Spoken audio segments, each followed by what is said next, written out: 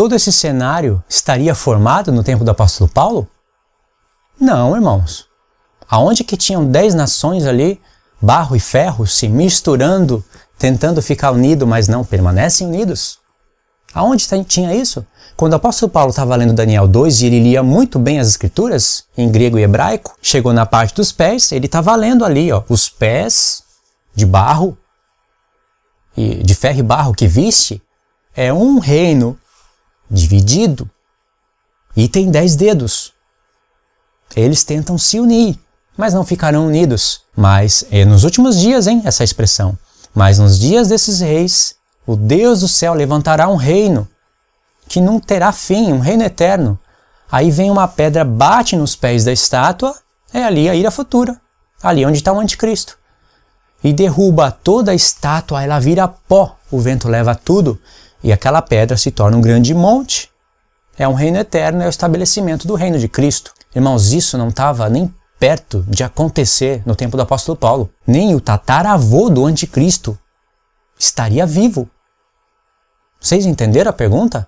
Então tem que alinhar isso que eu estou falando aqui com aquela questão que eu falei um pouquinho atrás. Aliás, o último reino na Bíblia profetizado que batalha contra o povo de Deus e logo depois vem Cristo e elimina esse reino, esse último reino é chamado de Assíria. Deus está contra a Síria, está contra Nínive e está contra o rei da Síria. Você não acredita nisso? Então lê Isaías 10, Isaías 11, Miqueias 5, lê Naum, lê Sofonias, lê Obadias. Olha, só para vocês terem uma ideia, em 2 Tessalonicenses capítulo 2, aonde os pré-tribulacionistas querem focar os seus olhos na palavra apostasia, olha para a palavra apostasia, esquece todo o resto. Tá, mas está escrito que Jesus vem e pelo esplendor da sua vinda aniquilará o ímpio, com o sopro dos seus lábios matará o ímpio.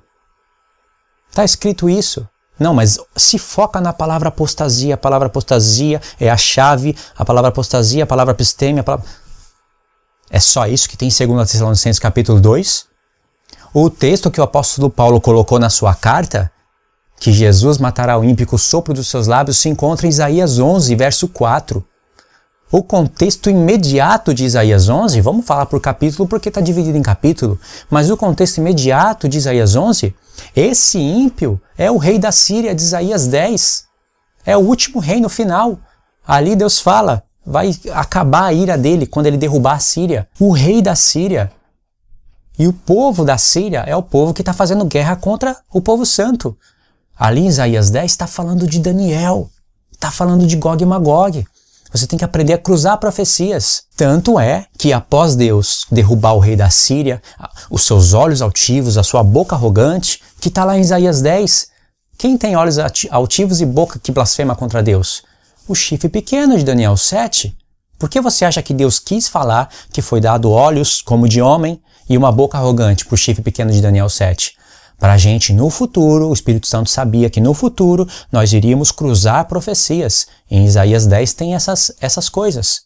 Em Isaías 14, eu não estou lendo aqui para resumir, mas em Isaías 14, Deus fala que vai derrubar a Síria nos seus montes. Isso aconteceu no passado?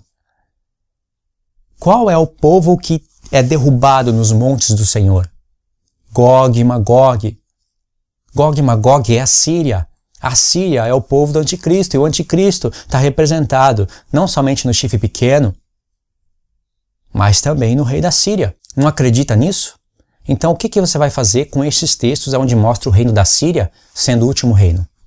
E sabe por que é usado a Síria? Quando a gente fala de Assíria, a gente fala de Nínive. Quem edificou Nínive? Nimrod, uma figura do anticristo. Futuramente tem Senaqueribe, tem Nabucodonosor.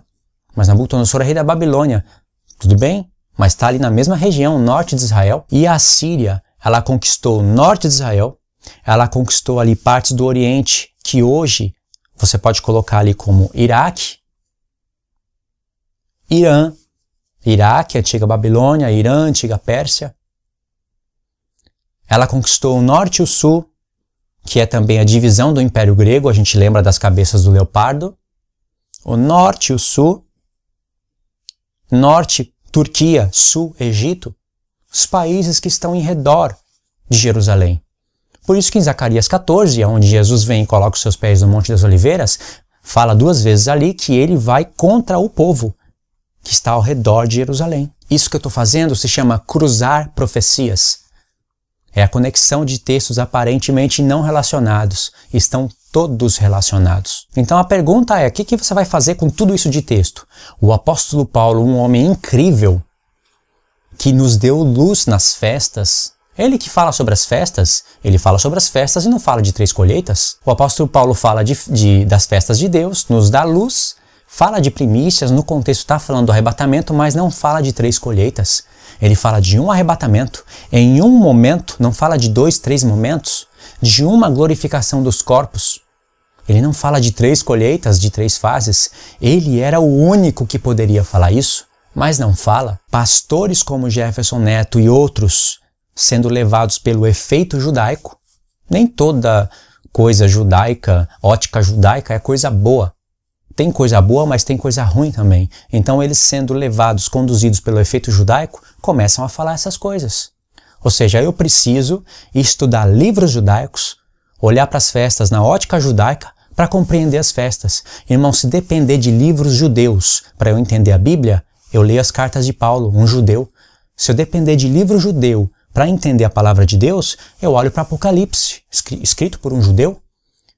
Eu preciso de livro judeu e da ótica judaica para compreender a Bíblia? Então eu leio os profetas, alguns deles eram judeus. Agora vai dar crédito em todo o livro judeu de hoje para você ver onde você vai parar. Então, irmãos, eu queria a resposta dessa única pergunta.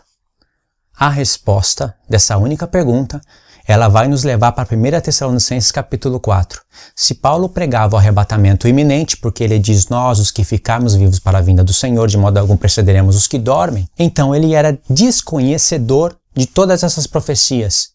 Ele não olhava para os pés da estátua, ele não olhava para os 10 chifres da besta. Mas irmão, você está muito preso na estátua de Daniel. Irmão, você está muito preso na estátua de Daniel. Já falaram isso para mim. Olha, se você não crê em Daniel, irmão, então faz que nem o judeu, fala que Daniel não é profeta, é um livro alegórico e não precisa acontecer daquela maneira. Por que que o único livro da Bíblia que os judeus antimessiânicos atacam é o livro de Daniel? Não é reconhecido como profeta. É um livro alegórico criado pelos judeus como motivação. Não precisa acontecer daquele jeito. Se você não crê no livro do profeta Daniel, vai para essa linha. Eu acredito no livro do profeta Daniel, acredito que ali está profetizado os reinos, que o tempo da ira futura profetizada pelo apóstolo Paulo, da qual a igreja é livrada, está no tempo dos pés da estátua, e acredito que o anticristo tem que estar naquele tempo, a ira futura tem que estar naquele tempo, e a igreja tem que ser arrebatada naquele tempo. No entanto, o tempo do apóstolo Paulo não era o tempo dos pés da estátua. Então eu faço a mesma pergunta do início do vídeo. Você está sujeito às escrituras? Não importa quantas vezes você tenha ensinado errado, se for te mostrado o argumento bíblico, histórico, todo coerente, e o seu coração sabe quando é coerente, você está disposto a mudar de opinião para querer agradar a Deus ensinando a verdade? Eu estou disposto a isso. Se for me provado pela Bíblia, eu mudo todo o argumento, não importa quantas vezes eu tenho ensinado como se fosse verdade. Se eu ver que está errado, não, eu não quero ensinar errado. Eu quero ensinar a verdade. Você está disposto a isso?